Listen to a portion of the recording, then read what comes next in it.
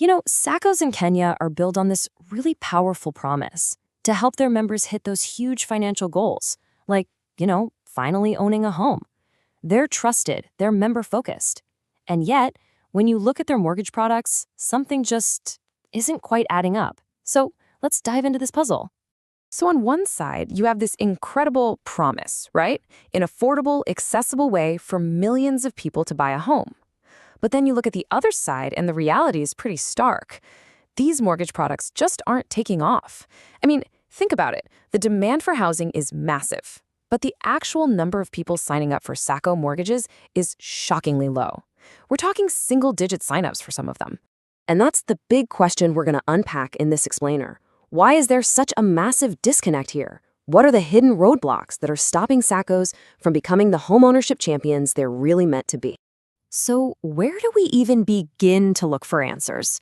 Well, our first clue is at the very first point of contact between a member who wants a home and the product that could get them there, the SACCO's own frontline staff. A recent investigation, published in The Standard, really put a spotlight on a pretty fascinating problem. Turns out, the issue might begin right there at the sales counter. And you can see this chain reaction right here. SACCOs are absolutely investing in training, which is a great start. But the report found that even after the training, some really big knowledge gaps were still there. The staff couldn't always break down the tricky details, especially for some of the newer, more affordable loans. And the result? Well, it's simple. If your own team doesn't seem confident about a product, how on earth can you expect a member to be? This quote from the report, wow, it really says it all. It points to a breakdown in communication right where it matters most. And this isn't just some minor hiccup. It's a critical failure that really shakes the trust members' place in their SACCO. It's not about a lack of trying. It's about a lack of that deep, confident knowledge that makes a member feel safe. Okay, so staff knowledge is a huge piece of the puzzle for sure. But is it the only piece? I mean, what happens when we flip the coin and look at all this from the member's perspective?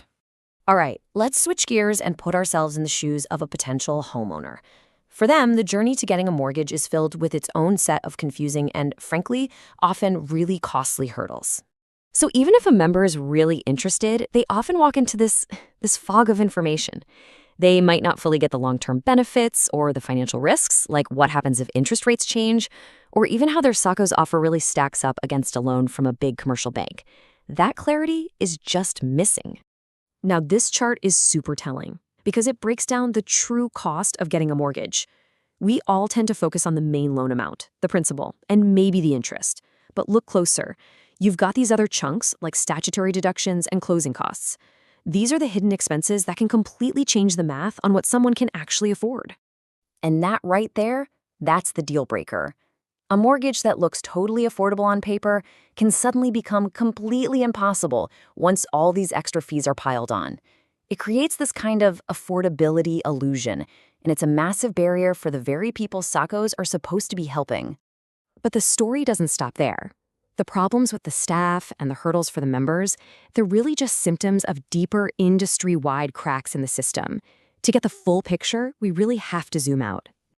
And this table lays it all out pretty clearly. It's a battleground.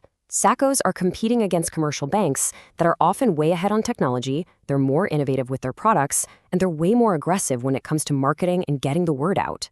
And it's not just the external competition. Internally, the entire SACCO sector is wrestling with its own challenges. Things like navigating complicated regulations, being slow to adopt new tech that could make life easier, and having a generally, conservative approach to creating new loan products. All of this is holding them back. Now, I know that sounds like a really tough picture, but here's the upside. When you can see the problems this clearly, you can start to map out a solution. And that's exactly what experts and regulators are doing.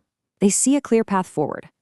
So, let's get constructive. How can SACCOs actually repair these foundational issues and finally, deliver on that core promise of helping their members own a home? Well, the path forward really has a few key parts. It's about giving staff better, more practical training. It means making all the product information crystal clear and transparent for members. It's about running awareness campaigns, investing in modern tech to make applying way easier, and, this is a big one, fostering a culture that's actually innovative and responsive to what members really need. And the biggest takeaway here is that there's no single silver bullet. Just fixing the staff training won't work if the products themselves are still too complicated or expensive. It's going to take a coordinated effort from everyone, from the person at the front desk all the way to the top leadership, all working together. And that brings us to our final and most important question. If the SACCO sector can actually embrace these changes, if they can innovate, educate their members, and streamline everything, can they finally transform from struggling lenders into the main engine driving homeownership in Kenya? The potential is absolutely enormous, but the work has to start now.